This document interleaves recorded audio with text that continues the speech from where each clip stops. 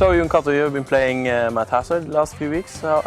Who is Matt Hazard? Matt Hazard, or the video game is called Eat Lead, The Return of Matt Hazard. And they call it The Return of Matt Hazard because Matt Hazard is sort of a video game hero from the 80s and the 90s who got out of fashion in the late 90s and really died a slow death. Yeah. But of course, Matt Hazard never was a video game series. He's a fictional character invented for this game. But the whole game is based around Matt Hazard being sort of this Duke Nukem type of guy who is famous for his action games and has to make a big comeback. Kind of like 80s movie stars like Dolph Lundgren, Sylvester Stallone, all these old guys. Yeah, he's kind of every video game character or action video game character cliche rolled into one.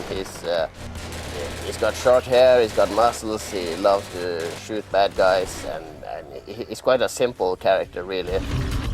Okay, lady, whoever you are, we need to talk now. In this game, it's sort of a revival for Matt Hazard, or at least that's what he thinks. He starts off the game as a normal game, but then he finds out that the producers of the game actually want to kill him off in the first chapter of the game and replace him with a new and modern main character. Okay. And of course, this doesn't go well with Matt Hazard, and then he sort of turns the scales and he rebels against his own game. Matt Hazard, it's an action game, but it's based much on comedy.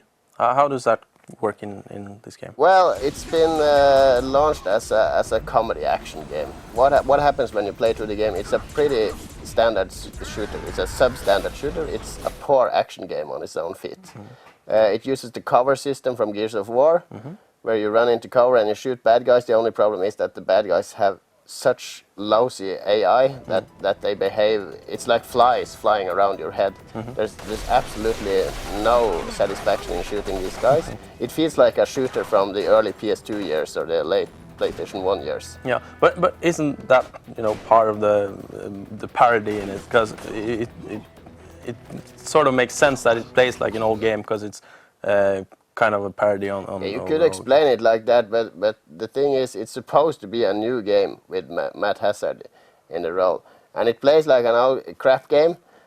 You could excuse that if the game was very, very funny, but the thing is that the game is funny sometimes, but more often than not, it's not really funny at all. I mean, there are things that make me laugh, but there are also things that are just, I mean, this isn't written by Hollywood scriptwriters or brilliant comedic geniuses. It's written by guys who make video games, and the humor isn't really that great. There are a few good moments, but you pain yourself through these boring action levels with these crap enemies. They throw every enemy at you from every Matt Hazard game that supposedly has been made.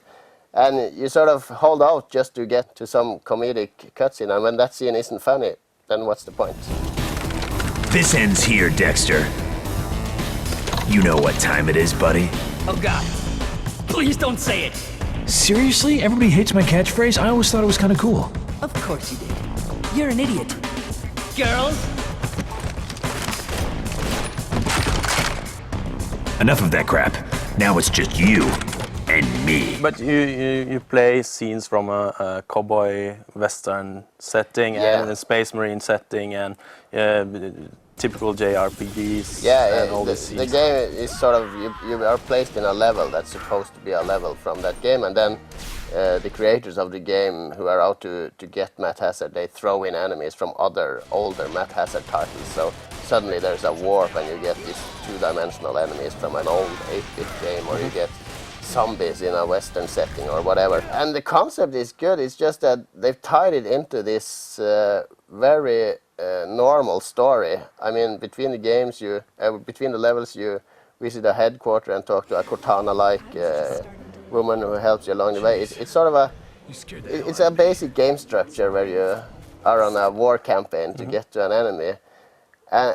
But at the same time, they want it to be like this surreal meta game, sort of.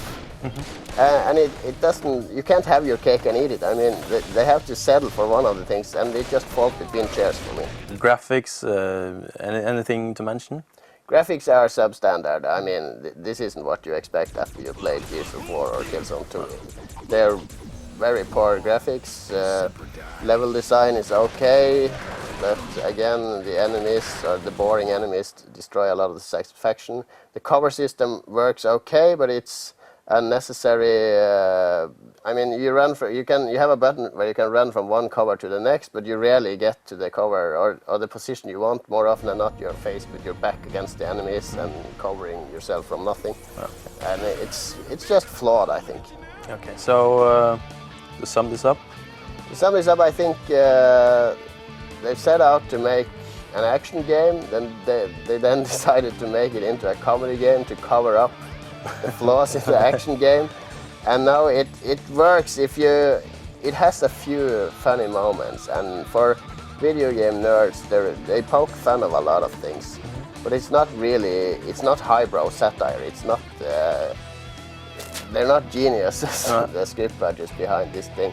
So it's plump, basic humor, which fails and sometimes succeeds. If you want a laugh, then you will get a few laughs out of Mad Hazard, but you will also get a boring action game that you have to endure to get to those laughs.